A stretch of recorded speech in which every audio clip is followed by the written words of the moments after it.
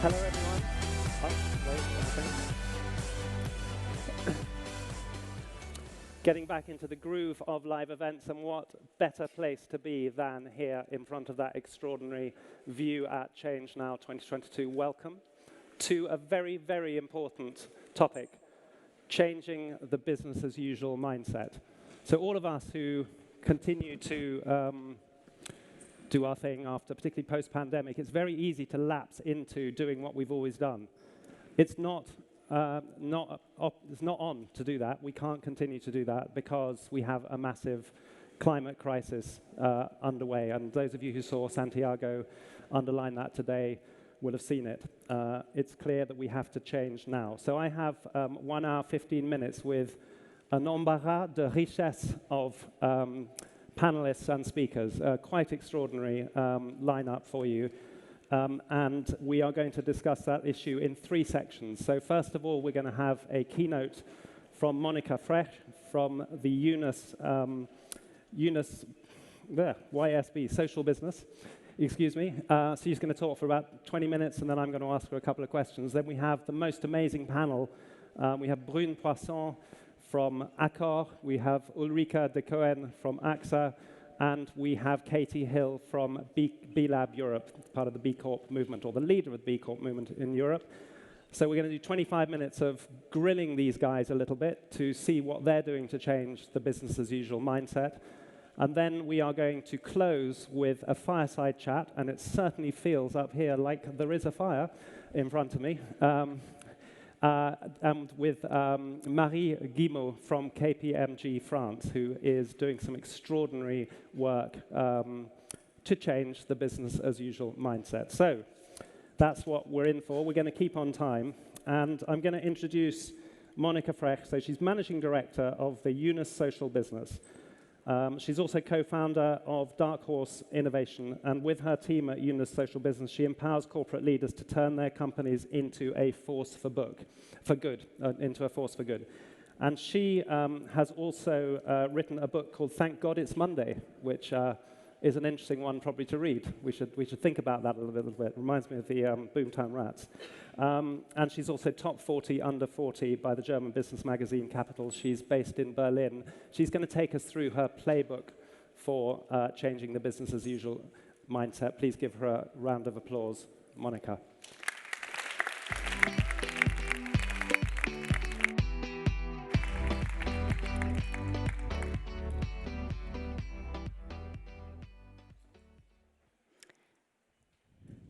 So this morning at my hotel, I had scrambled eggs for breakfast, and that actually reminded me of a project I did a few years ago. As James said, my background is in innovation management.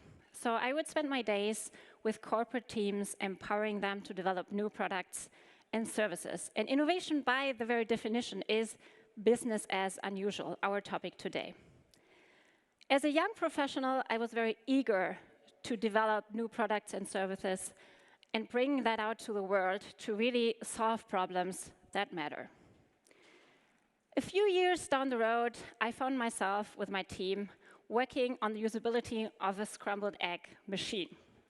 That sure was an innovation. It was new, and it did solve the problem of hungry travelers at gas stations. However, I thought it did not really contribute to any larger cause. So that's gone. And I realized something had to change for me personally, but also for businesses. As a society, we glorify innovation, but we often forget to ask about the purpose of those new products and services that we bring into the world. We applaud scale and growth, but we forget to ask about the resources that we need to realize that growth. So I ask myself, how can we actually change that mindset? How can we connect innovativeness not only to financial returns, but also to value for the society and the planet? How can we work differently so that it actually makes a difference? Thankfully, I'm not the only one asking that. This very event and you being here is a testimony of to that. And also my colleagues Artie Wick and Daniel Novak went out and asked 25 CXOs from different multinational companies like Danone, Novartis, Medtronic, Ambev, MAN, and Tata, and 15 investors from also institutions like Allianz, Deutsche Bank, ICCR, BlackRock, Sustainalytics, about their perspective on how to change business for good. Now, those institutions are at various stages within their own purpose transformation between pledges and actions. So what are the ingredients of purpose transformation for big business? The first one is a commitment to internalize impact. Currently, much of the negative impact of current business models is externalized. That means businesses don't have to literally pay for the impact they create on the world. A well-known example is that ExxonMobil would probably go bankrupt within a year if they would have to account for the cost of the carbon emissions they cause at $100 per ton. So corporates are asked to reduce the negative impact on the world that they have with their business model, within their supply chains, within their distribution chains, with science-based targets, and also a redesign towards circularity and regeneration. An even bigger opportunity that is often overlooked is to integrate positive impact. It is to not miss out on the opportunities to solve problems within their own business models and within their own value chains that are previously have been left to philanthropy. So Novartis, for example, who have been part of our study, they, through various social entrepreneurship initiatives, they created a program that's called Access Principles that aims to give access to basic healthcare for the currently 2 billion people on this planet who do not have this. So internalizing impact is actually a huge opportunity for businesses to work towards the SDGs. The second one is a shift from short-termism to long-termism. We all know that the costs of current business models have to be taken by poor people here on our very doorsteps and in the global south. And in the future, the costs will be even higher. By some estimates, in 2050, climate change will cost us 8 trillion. But the main business metric right now are quarterly or annual shareholder value, is shareholder value. So social and ecological problems are often wicked and often very complex. They require a long-term and patient approach to be solved. How can businesses do that? First, by setting long-term strategic goals. Second, by encouraging leaders, but also employees with the right incentives to actually work towards those goals. And third, by curating mission-aligned investors. One famous example is Unilever under Poirson, who got rid of quarterly shareholder reporting to actually focus on longer-term goals. And by the way, the CFA Institute in the US estimates that the short-termism costs shareholders, and I have to look at my notes here, $200 billion annually. So there's even something to gain in the traditional business-as-usual mindset here. Oh, going back. The third one is going from silo thinking to a systemic approach. So currently, the silo thinking excludes all responsibility for everything that's not within the silo. That is true within corporations, where often different departments don't work closely together. But that is even more true when you look outside of the company. So, for example, 65 to 90% of carbon emissions are within scope 3. That means they are part of corporate value chains, excuse me, but they don't have to account for that directly. Also, 40 million people today live under modern slavery conditions, men, women, and children. This is happening today, and often they're at the bottom of global supply chains. To solve that, companies have to go beyond competition. An example of that is the Imagine Foundation, founded by, again, Paul Polman and Valerie Keller, who bring together more than 25% of a given industry's CEOs to solve together, to collaborate, to solve that industry's major problems. But we also need to go, or companies also need to go beyond their own industry and involve other stakeholders. A great example of that is Essilor's iMitra initiatives. It's actually the world's biggest rural optical network, and it distributes what is for many their first pair of glasses in the global south. And to do that, Essilor partners with local governments, foundation, NGOs. That is different in every geography and every location that they are active, but they actively build those partnerships to distribute those glasses to the people in need. So what can leaders actually do to transform their company towards that purpose mindset? First of all, purpose is not something that you add to your portfolio. It's not a department. It's not something that somebody has the sole responsibility for, but it's a mindset and an attitude that is embedded in everything that the company does. And I don't expect you to be able to read that. That is part of our upcoming playbook for corporate leaders that actually helps people to embed those 3 components of the mindset that I just mentioned into every function inside their company. It is also not a linear process. It's ongoing, it's interdependent, and it's reinforcing itself.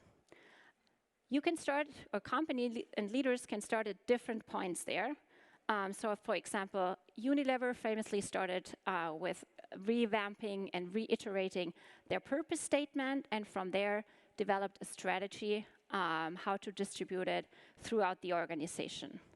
Novartis, that I mentioned before, they started with corporate social entrepreneurship activities, actually building examples, learning from them about the value that they can provide for their customers and future customers, and then developing a strategy from that.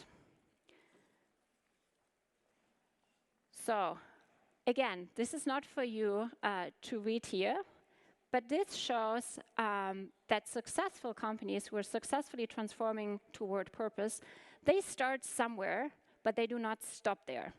It goes through the whole company. And that, to me, is the best message here. Everybody can and should be a part of that. Yes, leaders have to set the stage, but everybody can take it from there and own it.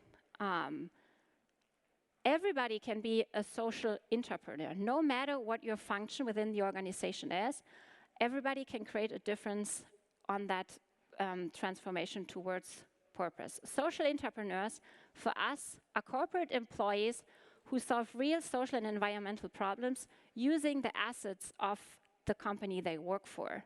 So they actually generate value for the company, but also for society and the planet. And again, you can read all of that in our upcoming playbook. No need to focus on the small print here. So big corporations are often scolded for their harmful business model, and rightly so. However, I believe they are also in a unique position to actually turn the tide and effect change in a big way. The actual size is testimony to the fact that they have done something right in the past, and they can do it again under new circumstances, and they can even create new circumstances. They already have a large customer base, they already have a supply chain network, they have a distribution network, and most important of all, they have a large base of talented and motivated employees. That's the main asset. Business model can change, and they will change, and those who start now have an advantage later. Leaders have the responsibility to focus on impact, internalize it, to take a long-term perspective, to engage the ecosystem, and to create a system and an environment for social entrepreneurs so that they can then create solutions for those who are most in need and for the business they work for. So here I am. I still work in innovation management for big corporations because I still believe in the power of new ideas, and I also still believe in the power of corporations to sell them, to scale them, and to sell them. And every time I have an egg, I'm reminded of that now. Thank you very much.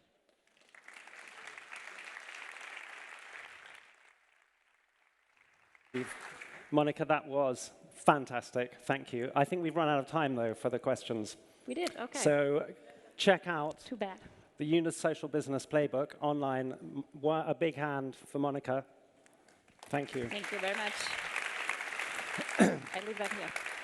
I was told that I had to really stay on time, so I'm doing what I'm told. So I now have the greatest pleasure to introduce our panel for the next stage. So we have Ulrike Decoene from AXA. Would please come up.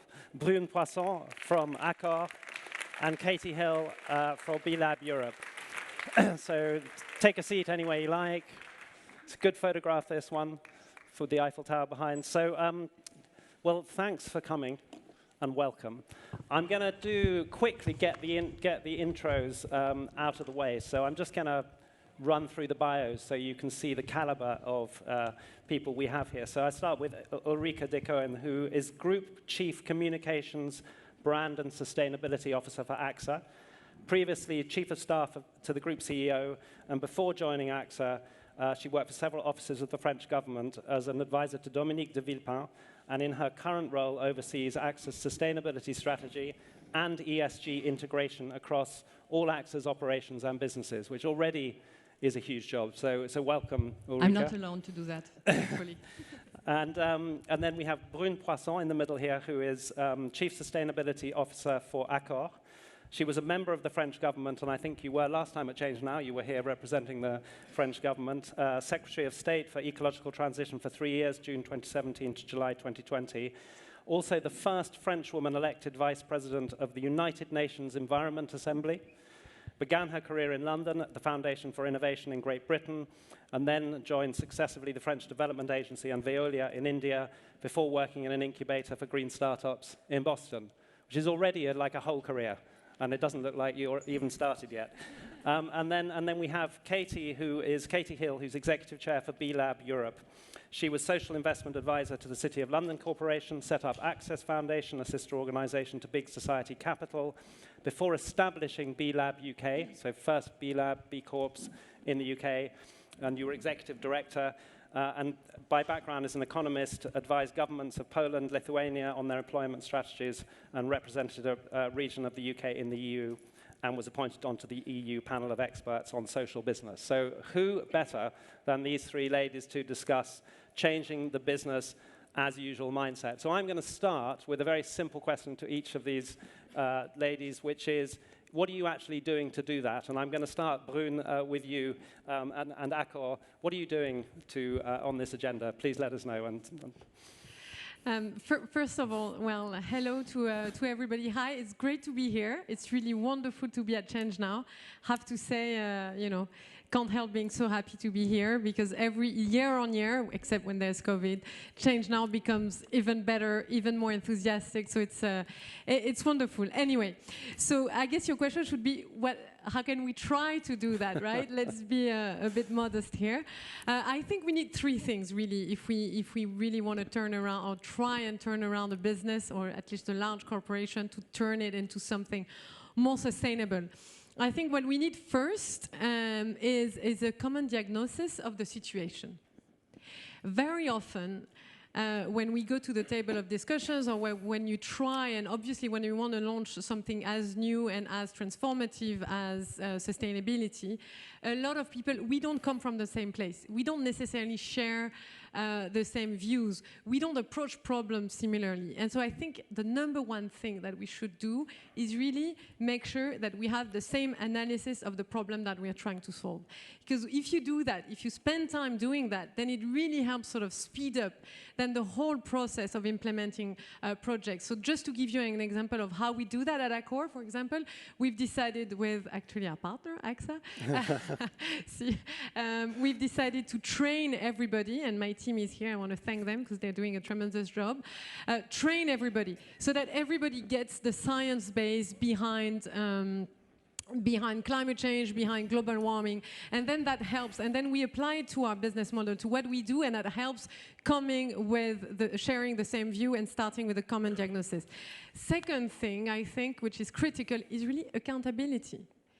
And accountability when it comes to non-financial, extra-financial matters, especially sustainability, is really, really not something, not something obvious at all. You know, sustainability for so long, it was something, and you know that as much as I do, really focused on marketing and on all of that. So how can we make sure that everything we say, not only do we say it because it's true, but we can also back it. And so what it means actually, and I'm not going to get into that here because it's really boring, it means changing the whole, like the way you measure things, the tool that you deploy, the way teams work. It's a huge amount of work to cut the crap, basically, and to get to the heart of what we're trying to do and get over the greenwashing. So I think first, same diagnosis, accountability, and I think the third thing is really radicality, being radical. And obviously, when you're in a private company, radical, what do you mean by that? Are you an NGO? No. But I think this is really how we should think internally. Otherwise, we're going to keep doing the same. So trying to do the same, but better, which is never going to happen, obviously. So how do we really turn things around? And I think as a private company, you can't do that when you're in government because you know, you're accountable to a lot of people, you have a lot of, anyway, stakeholders and all of that. So do we in private companies. But in a way, it can be easier to think bold and to think differently. And trust me, I'm sure that you know, your boss, your CEO, they want that, they need that. No one knows what the next step is. So let's be radical, let's think completely differently. And that's what we try and do. Yesterday, again, we had a complicated discussion in the executive committee, but that's how we move forward. So I think we really need these three things if we are to change the course of business, and that's actually our business. Amazing. Thank you very much, Brune. That's a lot to think about. I'm going to think about that and see if I can come back with some good questions. Ulrike, tell us what you're up to at AXA on this agenda. Yeah, of course, everything I share everything Brune has just said, because I mean, on one hand, it's difficult, but I think it's also one of the most exciting missions that one can have nowadays in the corporate sector. So I feel we are very blessed, all of us who work in that space. So to me, really building and rooting organizations into sustainability is about two things. At least this is our learning at AXA. The first one, and I think it's very important, is to really realize how important and unique your expertise, your sector, your teams, I mean, the power it can have. You really need to be rooted into that.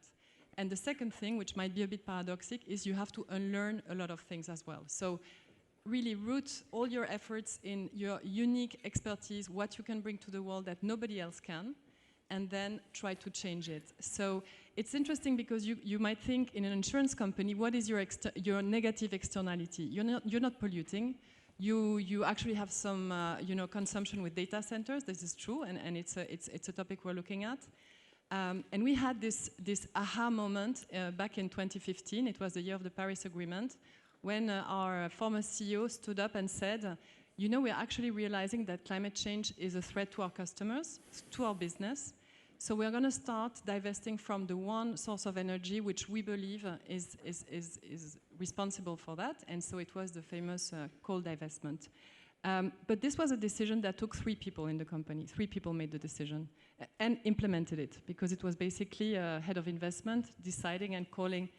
And as wonderful as it was, today it's not enough anymore. And our journey, where we are in right now in our transformation, is how can we move from something which was very, very directed by excluding investment to how can we actually make a change with our core business, which is insurance. It's home insurance, it's car insurance, it's health insurance, and do it with the whole company. And that takes, that's really a different story, because it doesn't rely only on an visionary CEO and a courageous head of investment. It really takes a huge effort, collective effort. And this is what we're trying to do right now, moving more to the insurance space. So today we're actually launching our green business development program. So trying to onboard all our AXA entities across markets to foster innovation and to bring to clients products and services we can help them and incentivize more greener behaviors. For example, instead of getting your car repaired after an accident with brand new pieces, try to use second-hand. Only 3% of insurance customers ask for recycled spare parts. So you see, there's a huge effort to do. And I would say for a sustainability team that's that's a new mission, new type of mission. You really need to onboard and be much, you need many experts in the company. People who sometimes share the direction, but maybe not with the same intensity. People who want to do the right thing, but maybe not change the world. And you need those people also to help you on your journey. So I would say it takes, on top of everything you said, Brune, I think it takes a lot of efforts to continue inspiring people to do it, to aligning them, to make sure but a lot of empowerment also, to really, try to foster the innovation, the energy we need. And this can not only be a couple of people in the company. It's fantastic. There's much more to say, but it's I'm amazing. trying to help you with the so timing much. here. And I'm thinking of circular cars and all this kind of thing. But we'll come back to the innovation topic because both of you have mentioned it. But Katie, if your microphone works. I think it does. It does. Katie, just tell her, you were the founding person of B Lab in Europe. So talk to us about the B Corp movement. Hopefully everyone knows about it. And what are you up to and what are you seeing and how's the agitation going? Thank you. Yeah, no, I didn't found it. I really didn't. There are many, many people behind there who are putting seeds down for a while, but it's wonderful to be part of it. Yeah, so maybe anyone who's heard of the B Corp movement in the room? Yeah, a few people. Yeah, loads. Excellent. I have my bit of a stooge here because I have my B-Lab France colleagues sitting here. So if you'd like to know more, please do go to their wonderful site in the Earth Village. But yeah, no, B Corp really set up the movement of the community of businesses who have all reached a high level of performance in their social and in their environmental standards, all of which are called B Corps, is set up by the non-profit B Lab. It came out of the US when business really was as usual, as we are trying to remove the usual we don't want, back in 2006.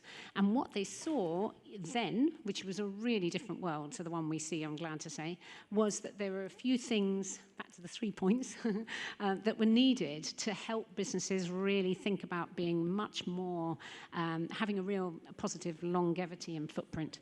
One was they needed to know how to actually act. We needed to know how to assess their performance on their impact, not just on their profit balance.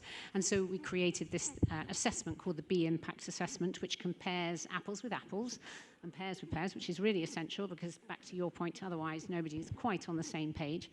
So this was a bit of a kind of, let's get a real understanding of what people are doing and create a kind of route map for people to act against and open up all sorts of doors about what kind of impact you could create within your company. The second thing, and I think this is almost more important, and with two people who've been very involved in French governmental politics, I don't know whether you'd agree, but was actually getting a regulatory structure in place. At the first part, they went through the company level, change the company articles so that the company itself at the director level is committed to saying, I'm not running this company only for shareholders, I'm running it for everybody who's affected by the decisions that we take. And they may actually be future generations who aren't even at the table, but I've got to think about them when I run the business. And that goes into the company articles as a real kind of accountability point. And that is becoming probably one of the most important planks, I think, of change that we'll discuss more in a minute, maybe. And the third one was, again, about just how do you then, with all these businesses doing things, how do you collect a group of great ideas and great people with massive energy to do more than just make profit and share that knowledge around and build collective actions and think about transforming sectors? So it was really pretty simple. Now, it was back in 2006. By about 2013, it started to come to Europe and to Latin America and to Australia. And now I do not think we have business as usual. I think actually we are past that point. I don't know if maybe we're talking in echo chambers, and if we're outside, it has look. I don't think we've been in business for usual for probably 3 or 4 years. But what has changed is that I think what we still got to do is change how do people do this. I think the knowledge that we need to do it is absolutely built in. I don't think there's a CEO on the planet who doesn't realize, unless they've been living under a rock, that actually we have got to do things differently. So the question now is how, and I think that is never going to be, back to your beautiful presentation, this is a systemic issue. It has to be done with a whole group of people. You cannot try and change all this on your own, but we do have to start business by business and bring them together. So just a few things I think we're seeing that are really interesting are, we're seeing small businesses are helping large businesses to change. In fact, they're putting pressure on. Often they're supplying to bigger companies, and they're saying, well, do I want to supply to you? Well, maybe I do, but you need to think about conditions there are and how you're going to treat us and what kind of respect you're going to have. And so there's a push from the bottom to larger companies, or not from the bottom, but from smaller companies to larger ones. And then clearly the future employees are not going to give their efforts, their skills, their money in their pocket to companies that are not really meeting their values. So the whole value system in business has changed, but the how is still, I think, the big single thing that we're working on, and we're really keen to work with others who know how to help us all together get to another point. Thank you, Katie. So as a B Corp, it's worth doing, so do it. It seems to be actually, it's easier to be a small business as a B Corp. We can talk about that a bit later, but I wanted to shift to innovation and to the kind of, it ties into what you were saying, Katie, around the next generation of employees, the kind of the activist from within, some of the stuff that we were hearing from Monika. So in Brune, I'm going to give this to you, and then I'll give it to Ulrike as well. But how are you kind of integrating innovation into solving the climate crisis from an Accor point of view? So what are you doing internally? And I've read about your Planet 21 initiative. You talk to so many people every day who are staying in your properties. How are you innovating to get this to accelerate? So let's face it, we have to accelerate fast. What's going on in Accor along those lines? So one of the beauties of Accor is that we have a CEO who is not afraid of doing things differently. And I think it really matters at the end of the day. So obviously we talked about, in the how, clearly employees are absolutely central. And I guess the question is, so two things. I guess the question with employees is really, how do they feel that they should be part of the solution, but not overwhelmed and overburdened? So this is still a fine line that we're trying to walk.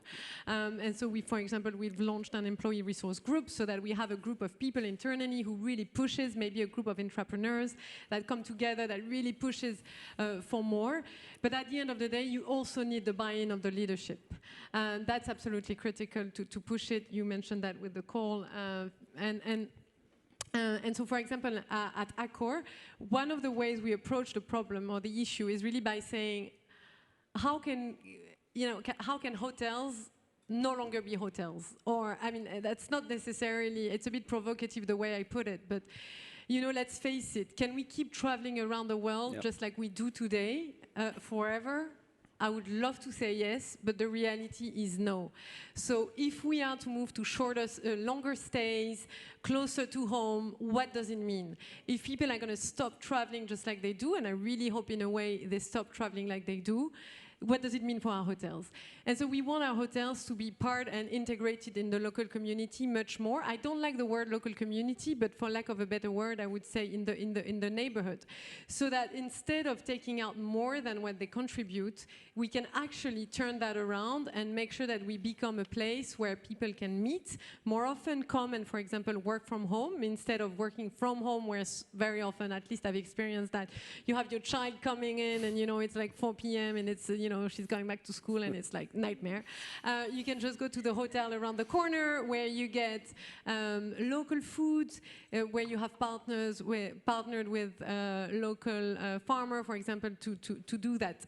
So I can go on and on to give you examples of how we can change our hotels and turn them into something much bigger than a hotel. But one of the reality is that this is, I wanted to say something which I forgot, but it will come back to me. Anyway, so that's really one of the ways that we're approaching, and I don't see how we could do it differently, really honestly. If we keep thinking about that, well, we will keep wasting resources, because at the end of the day, look, today you're sitting here, you're not in your hotel. So a hotel is really a place that is sort of not used enough for most of the day and sometimes for most of the night. So that's we think along those lines, and that's how we think. I can give a lot of concrete examples as well, but I know I have to share the floor. I'm trying not to be. I know. I wish we could talk all afternoon. I mean, that is so good to hear, so inspiring, and you've got the leadership.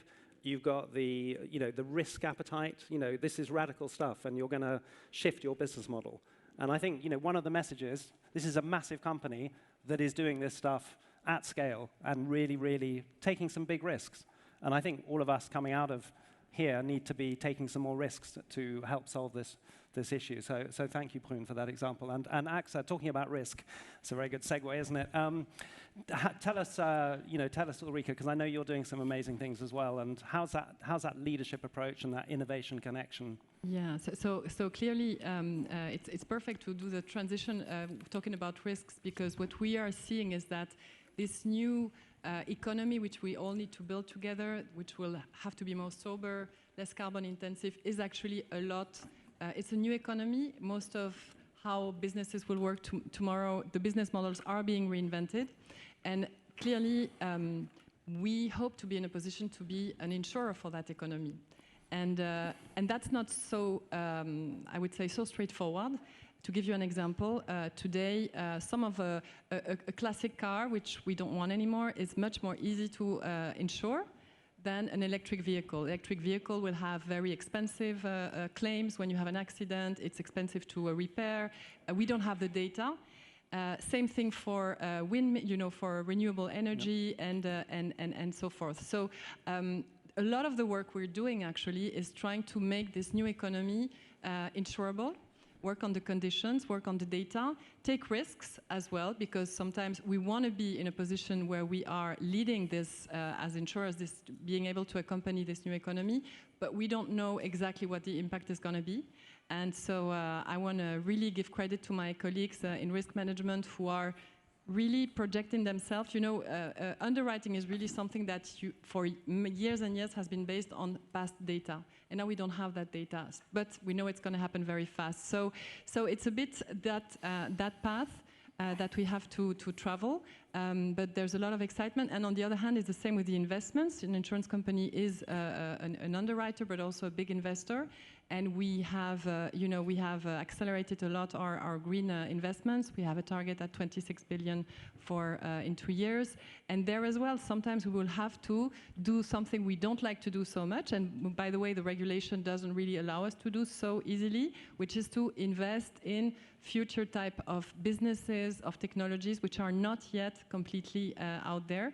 But we know this will be our role in the years to come. And so, so those are this is a bit the vision behind, and I would say it takes, as we all say, a very convinced top management. But again, you need to onboard teams. You need to have. We are very, very focused on our purpose. Purpose, you mentioned it, is really I would say it's a spinal cord of everything we're doing, of the strategy, of the culture we are trying to build. And hopefully from there we will be successful. I mean, it's amazing, and to think, it's a very compelling business proposition to be the insurer for the new economy, to be the hotel provider or the hospitality provider for the new economy. I mean, we are. You look around ChangeNOW and you see the people who are here. It's the new economy, and it's taking shape and it's happening. And that is a huge business opportunity. So really, unfortunately, we've only got 3 or 4 minutes left. So I'm going to just get Katie to talk a bit just about this new economy and the B Corp in that. And then I'm going to get you guys to just say one more thing, if I may, so you can be thinking about it. What would you like everyone to do when they leave here? And we have to do that all in 4 minutes. Oof. Ooh, sorry, goodness, that's a I'm tall not the time. order. I'm just the the moderator. I mean, I just wanted to say on this risk, I think how we consider risk is another thing that we're going through. And I don't want to speak to the experts, but if we think of the risk of taking X decision against the risk of not taking it, we are in a totally different landscape and innovating around how we see risk. We're also having to innovate about what we think good looks like, because good is not. Frankly, it wasn't good enough before, so we've got a lot of innovation around that. I do think I'm on a bit of a thread with governance. I think we were going to talk governance, which we might have, but I just wanted to say that I do agree, Monika, when you were talking about all the things you talked about, internalisation, and also about the long term. And we've just done some digging into our data, and we're really on a campaign to get businesses to think about all their stakeholders. And we looked at our data and found that actually those companies that are really bedding in the opportunities at the directors level to talk and engage with all their stakeholders are actually, it's in correlation with growing in their numbers of employees, growing in their financial support, and growing actually in the number of people who want to come and work for them. So and that's in a 3-year period from one certification to another. So we're not even talking really long term where the investor is saying, well, for my grandchildren, I'll invest in this. You're not. You're really talking about our own midterm. Yeah. And I do think it's important we stop the idea that people are never going to see any benefit of this. It's going to be a long time coming. It's actually here and now. And so, yeah, and the EU, by the way, just, I think, you know, all of those coming from Europe, I think are really pushing very, very far ahead, and they are going to set the benchmark for what good looks like from businesses, because they've got this very ambitious Green Deal, and they cannot meet it without some more some more engagement from business. So I think it's a big call to all of us to step up and look inside our businesses and then work with others to run them really well for everyone. Thank you, Katie. Sorry I couldn't talk about governance more, but next time. So Brune, one thing you'd like just to leave the audience with, to inspire them, to push them towards solutions? That's not an easy task, and actually I'm going to cheat and do like and say perhaps 3 things. First is really please turn to your MP, turn to your government or to whoever, even if you're working for a private company, and just suggest solutions. Put solutions on the table. Tell them how they should do things differently. Do positive lobbying. Trust me. And sorry, I can't help, but I'm just building on what you said. When you're a regulator, you really don't have access to innovation. You keep just talking to the same stakeholders. You try not to, but it's not easy. So what I would say is really, really push and do some positive lobbying. That's absolutely critical for your area, the sector you're working in. Just like what you were saying, Ulrike, we're the only one. You're the ones who know your businesses, your area really well. So just push for change and just do that. That's absolutely critical. Share it. We need the how. We don't know where to go. We don't know. And so we all in it together, I think. Brilliant. Thank you. Ulrike. Yeah, I'm just going to say that I hope from all the energy and talent and everything that I've seen for the past hours here at ChangeNOW, I really hope that many of you will find that bringing this energy to the corporate sector is something you want to do at some stage in your life. I know it's maybe not the place you think you can make change happen the most, but I can tell you more and more you will. And when you find the right place with the right team and with the right culture that suits you for a couple of years, you will be amazed at the level of change you can trigger. It takes courage. It's not always easy, but it's really a fascinating journey. So it's more a call. Please, you know, take a chance also in that world to make things change, because it's really worth it. What an amazing way to finish. And you know, my reflection is this is about leadership. And you guys are the leaders of today and tomorrow, and it's extraordinary to hear those stories, to hear the tangible outputs of these strategies coming to pass, and that you're evolving, you know, your businesses to deal with this, which is, you know, really inspiring, because we don't often get that big companies coming up and really just having that radical, that radical approach, which we all need. The other thing to remind you, there are loads of innovators in the building, if you haven't seen them. There's even a bit called Changing Habits. So that's a kind of a logical extension of what we've done today. But thank you so much for listening to this extraordinary panel. Thank you, the 3 of you, for amazingly coming here and being so generous with your time, and for inspiring us all. A round of applause.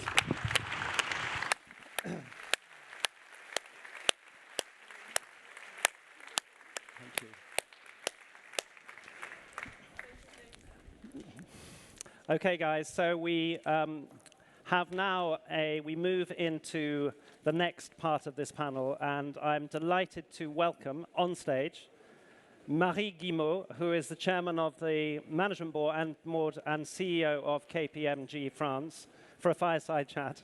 So you sit with me, Marie. Some people seem to be leaving, which is a little bit of a shame, but that's okay.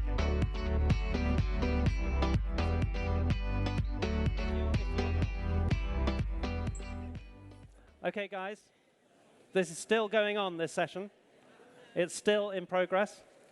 Where are my speaker people?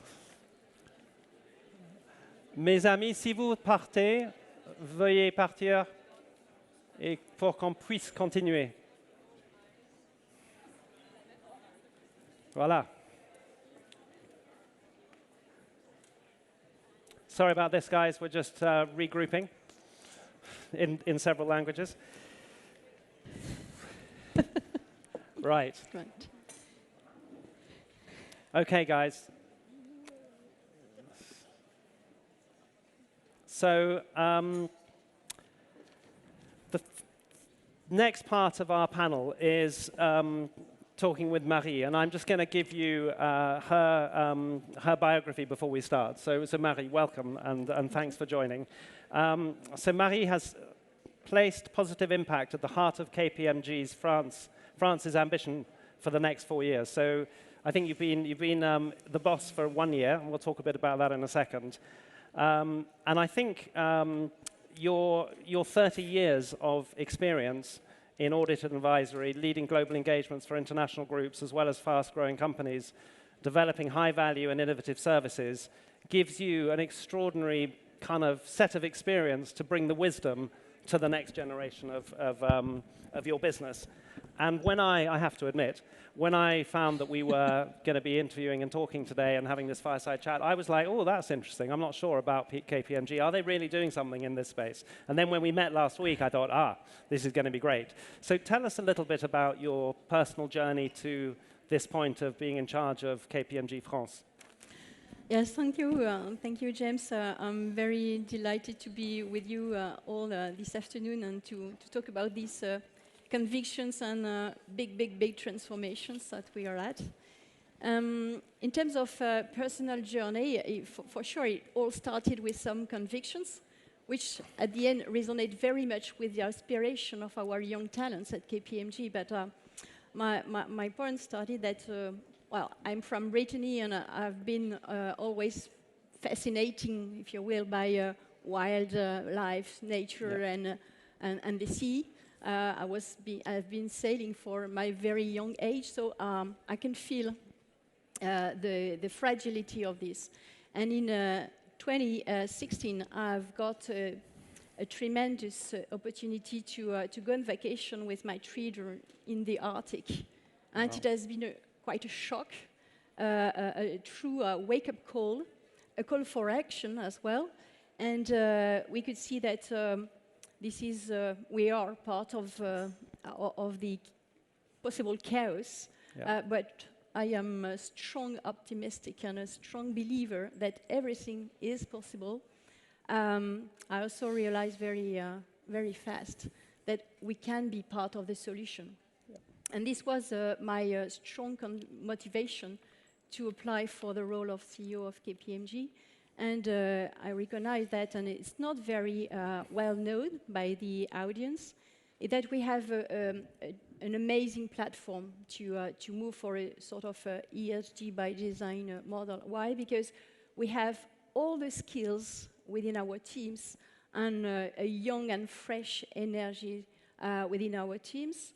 We have also a central role in the economy and society because we recruit each year more than 2,500 people, and we develop talents.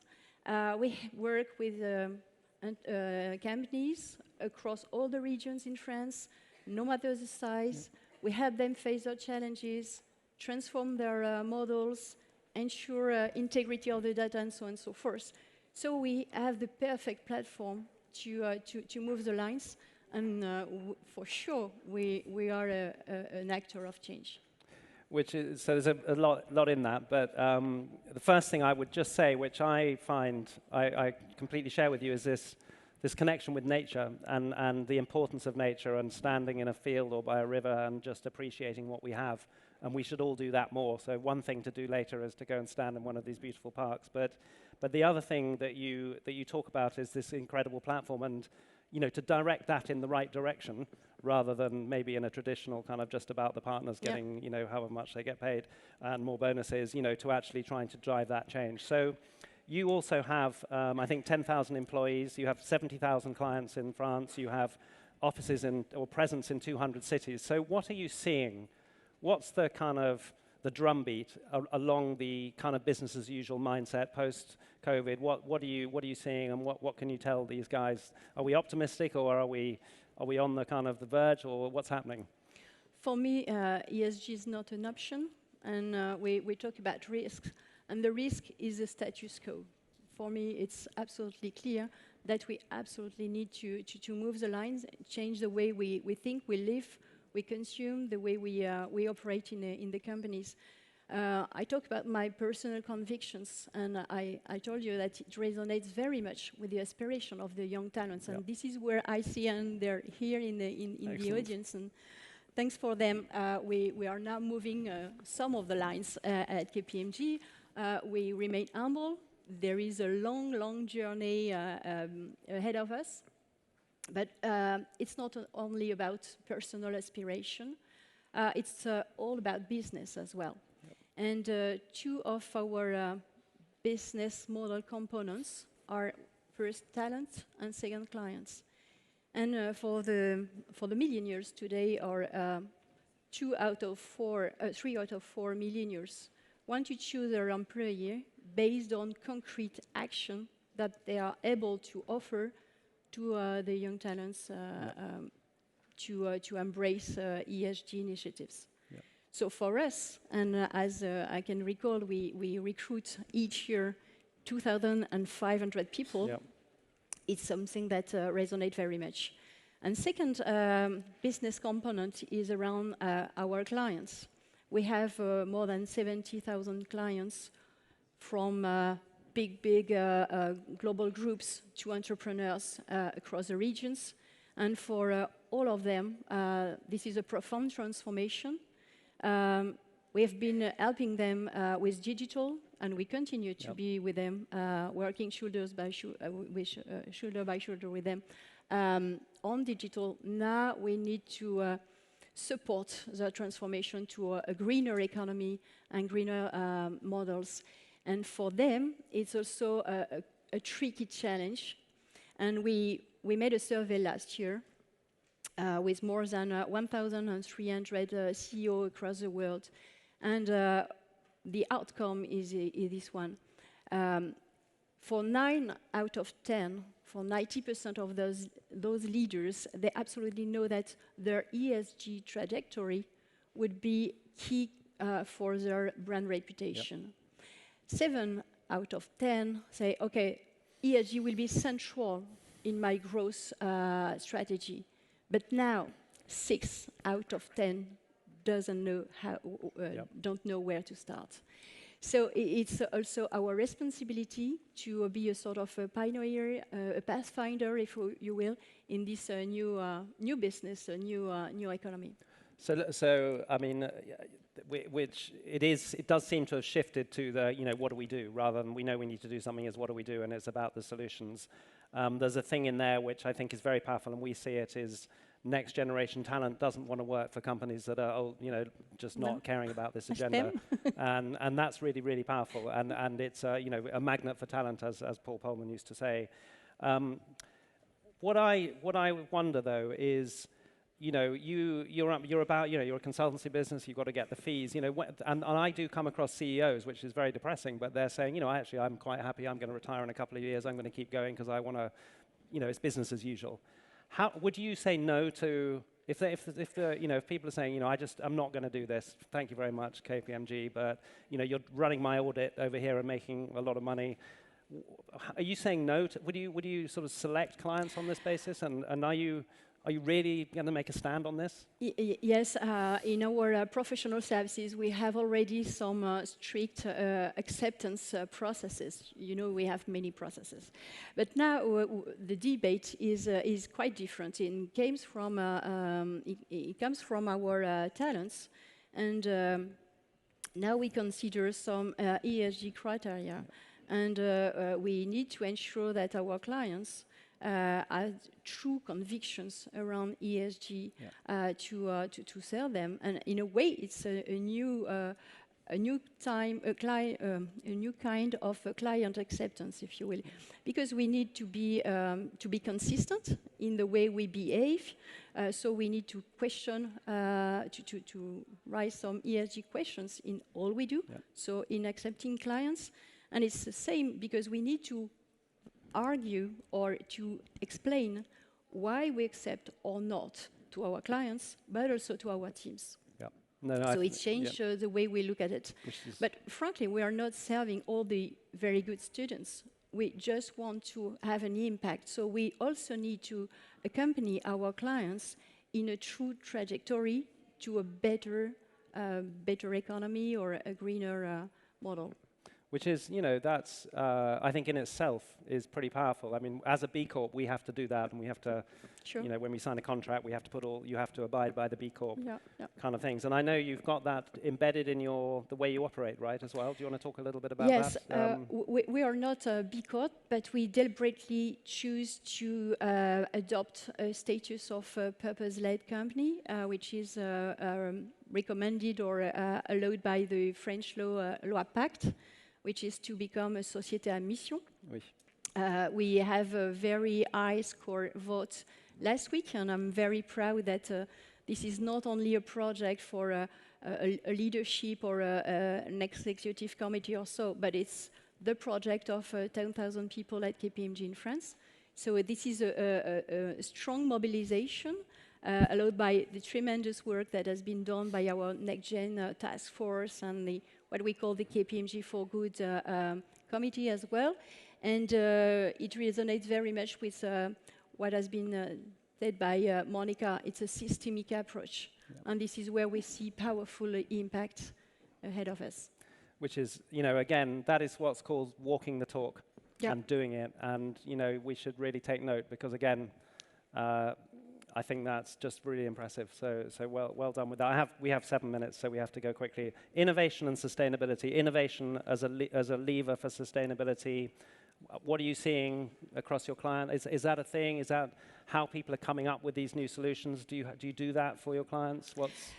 Yes, in fact, for me, nobody can respond to so global challenges on its own. So I do believe in the ecosystems. And the way we interact with our stakeholders now is much more open than it has been before. And we initiate innovation with our innovation lab and accelerator innovation workshops to figure out what would be the next world, if you will, and the aspiration of the next generations to come, next consumers, what is at stake for us. And it's not only something dedicated to large companies, large groups, but instead it's more ecosystem at local level in all the regions where we could find some companies, but also public sector, but also non-profit associations.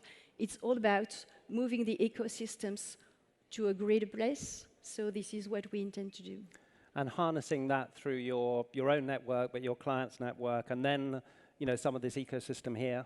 And, you know, because there's 500, I think, innovators out there, and you walk around there, it's just amazing to see some of the things that are actually happening. And I think that sort of makes it less threatening because it's happening. You know, there are people doing that, and we see that a lot at Springwise. But so I'm pleased to hear that.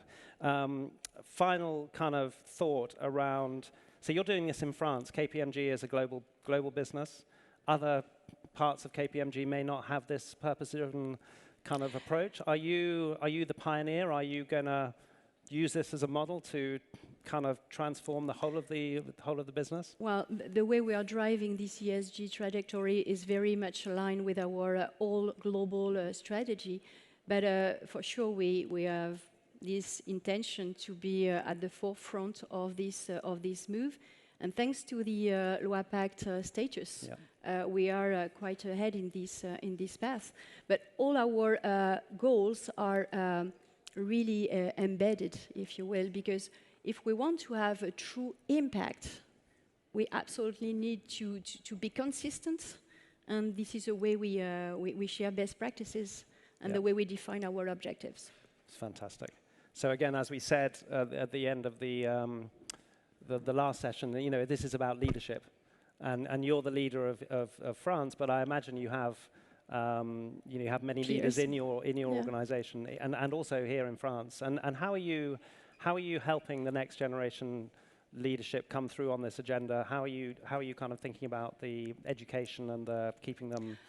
Well, we would deliver against our roadmap around 5 pillars, and the first one is talent. We have also planet, prosperity with our clients, governance, and citizenship. And on the talents, for sure, we have a responsibility, and we are proud of this, to develop talents not only technical skills, but also soft skills.